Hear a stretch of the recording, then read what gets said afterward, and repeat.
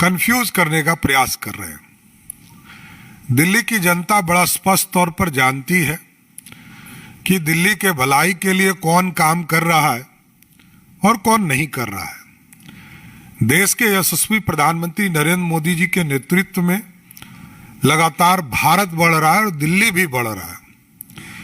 और दिल्ली जैसे प्रदेश में जहां पानी का दिक्कत हो, नाली का दिक्कत हो, सड़क का दिक्कत हो, उन समस्या पर दिल्ली के वरिष्ठ नेता और पूर्व मुख्यमंत्री कुछ नहीं बोल रहे हैं। और जैसा कि आप जानते हैं, याद कीजिए कोरोना के समय को, जब कोरोना जैसी महामारी इस दुनिया में आई तो दिल्ली के तत्कालीन मुख्यमंत्री ने क्या कहा था कि जो बिहार यूपी के लोग हैं वो बिहार यूपी लौट चले जाएं। इलाज तक की व्यवस्था नहीं दिया और बसों में भरकर बिहार और यूपी जाने के लिए लोग मजबूर हुए।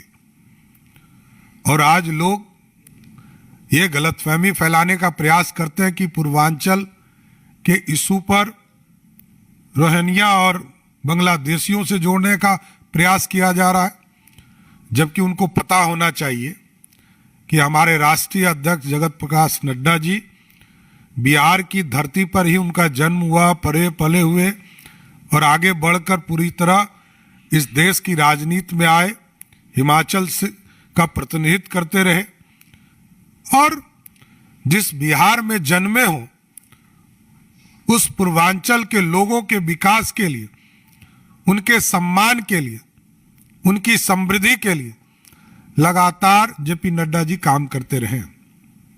लेकिन दिल्ली में जो इंडी गठबंधन के लोग हैं, ये ना विकास से इनको मतलब है, ना दिल्ली के समृद्धि से मतलब है, ना दिल्ली में लोग शिक्षित हो, रोजगार मिले, इससे कोई चिंता लेना देना नहीं है।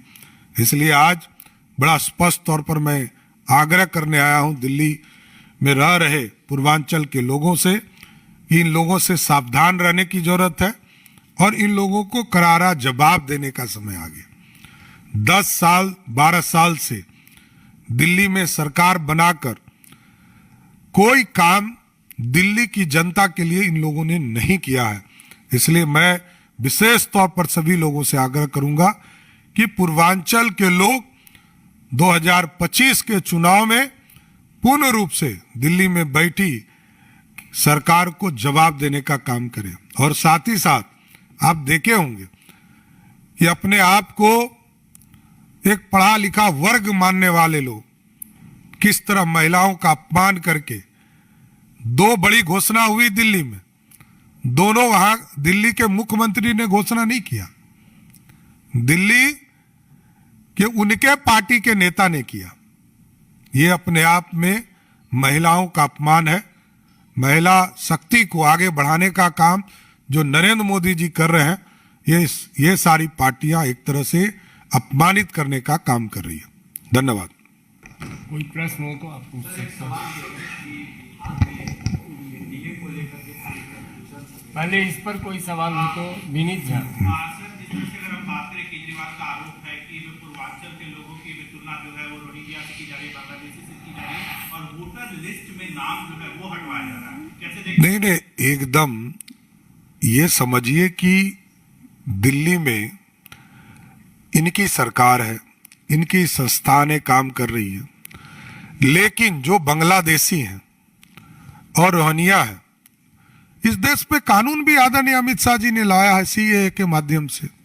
जो लोग ऐसे लोग हैं उस जगह उस प्लेटफॉर्म पर यूज करें। लेकिन जो बिहार और पूर्वांचल के लोग हैं, उत्तर प्रदेश के लोग हैं, जो लोग यहाँ रह रहे हैं, जिन्होंने अपना नाम वोटर लिस्ट में जोड़ने का काम किया है, उनको कहाँ कोई दिक्कत नहीं। मोहित भट्ट। एक मुद्दा और है कि दिल्ली में सरकार आम आदमी पार्टी उठा रही है, पिछले कुछ दिनों से अरविंद केजरीवाल का फोकस उसी के ऊपर है। वो ये कह रहे हैं कि अम्बेडकर का जिस प्रकार से अपमान किया था उसका हम बदला ले रहे हैं। स्कॉलरशिप की उन्होंने एक बात की कि जो बच्चे जिनका सिलेक्शन फॉरेन यूनिवर्सिटीज में हो जाता है उनको बाहर पढ़ने भेजेंगे। बीजेपी की तरफ से डेटा आया है कि ये स्कीम पहले से ही थी दिल्ली में और काफी कम बच्चों को इस योजना के तहत, स्कॉलरशिप के तहत स्कॉलरशिप मिली है, तो एक बड़ा मुद्दा अम्बेडकर रिसर्च का भी दिल्ली चुनाव में आम आदमी पार्टी बना रही है। देखिए, आम आदमी पार्टी को तो पहले ये बताना चाहिए ना, जिस इंडी गठबंधन में है वो कांग्रेस पार्टी आजादी के बाद सभी, जब भी संविधान में संशोधन करके दलितों के सम्मान को बढ़ाने का काम किया गया, पिछड़ों के सम्मान को बढ़ाने किया गया, उच्च समाज में जो गरीब वर्ग है उनको आरक्षण देने का काम किया, सब बार विरोध करती रही। इसलिए इस देश में केजरीवाल साहब को पहले यह बताना चाहिए कि जो 12 साल से लगातार एक पार्टी की सरकार स्कॉलरशिप देंगे तो ये अत्यंत ही दुर्भाग्यपूर्ण था, इसको तो पहले शुरू करना चाहिए था। और ये आज देश में गरीबों को, दलितों को, पिछड़ों को पढ़ने का पूरा अधिकार देश के यशस्वी प्रधानमंत्री जी दे रहे हैं, यह कोई नई योजना नहीं है। इसलिए ये पूर्ण रूप से कंफ्यूजन करने वाला व्यक्ति है। इस देश में पूरी तरह कंफ्यूज लोगों का जमावट है। और साथ ही साथ मैं तो यही पूछना भी चाहता हूं आपके माध्यम से, रोगनिया हो, बांग्लादेशी हो, इसके लिए केजरीवाल जी को दर्द क्यों हो रहा है? ये लगातार इनको इसी का दर्द होता है। जो भारत तोड़ने वाले लोग हैं उनसे ही लोगों की ज्यादा दोस्ती होती है, यह सबसे बड़ा चिंता का विषय।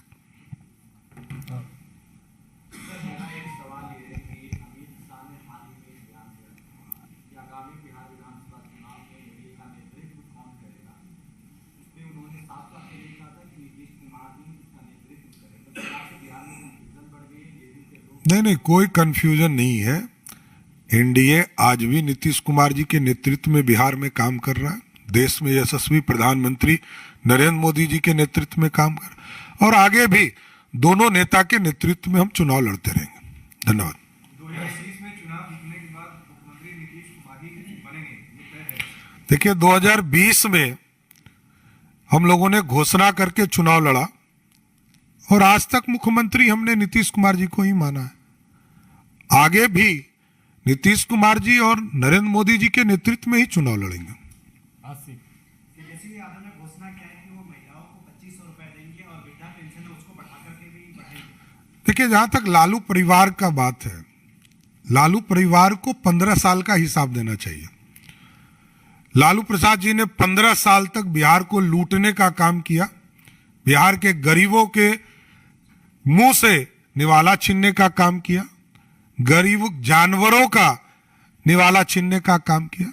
इसलिए लालू प्रसाद जी के परिवार को पहले जवाब देना चाहिए कि उनका पूरा परिवार भ्रष्टाचार में क्यों लिप्त है, चाहे वो स्वयं हो, उनकी पत्नी हो, उनके बेटे हो, उनकी बेटियां हो, सभी लोग भ्रष्टाचार में लिप्त है, इसका जवाब देना चाहिए।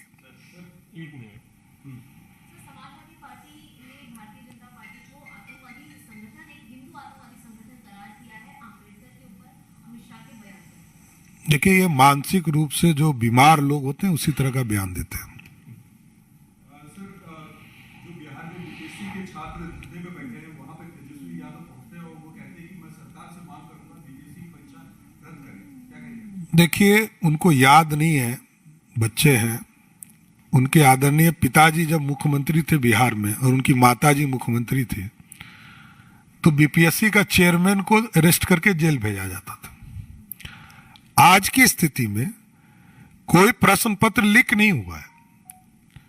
एक सेंटर पर कुछ इश्यूज आए हैं, वो जो टेक्निकल इश्यूज हैं, इसलिए एक सेंटर को रद्द करने का काम किया गया। और मैं चैलेंज भी करता हूं किसी भी व्यक्ति को, कोई व्यक्ति, मैं मंगलवार को जनता दरबार लगाता हूं, एक प्रमाण लेकर आइए, 2 मिनट में सरकार यह निर्णय लेगी कि परीक्षा को रद्द करना चाहिए कि नहीं करना चाहिए। और कोई भी प्रश्न पत्र लीक होता है तो कार्रवाई की जाती है। लेकिन अभी तक जो पूरे जांच प्रक्रिया की गई है उसमें कहीं भी प्रश्न पत्र लीक का मामला नहीं आया।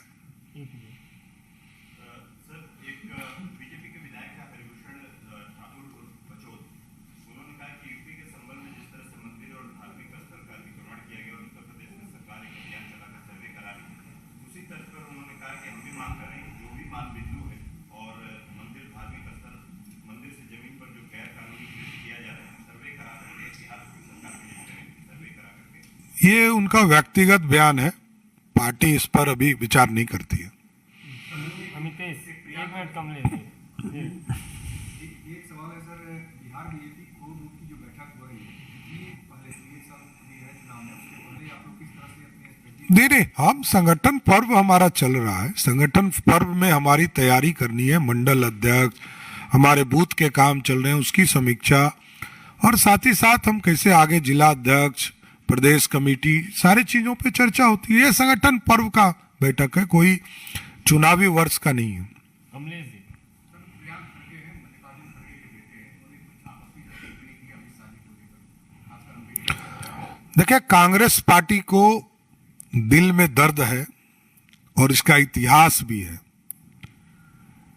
जितनी भी सरकारें उन्होंने बनाई कांग्रेस छोड़कर, किसी को 1 साल पार नहीं करने दिया, चाहे वो चंद्रशेखर जी की सरकार हो, चाहे वो चौधरी चरण सिंह जी की सरकार हो, सबकी सरकारों को गिराने का काम कांग्रेस इसी के लिए करती है। यूनाइटेड फ्रंट की सरकार हो, क्योंकि उनको ये दर्द है कि कोई दूसरा व्यक्ति सत्ता में नहीं बैठे, हम ही बैठेंगे।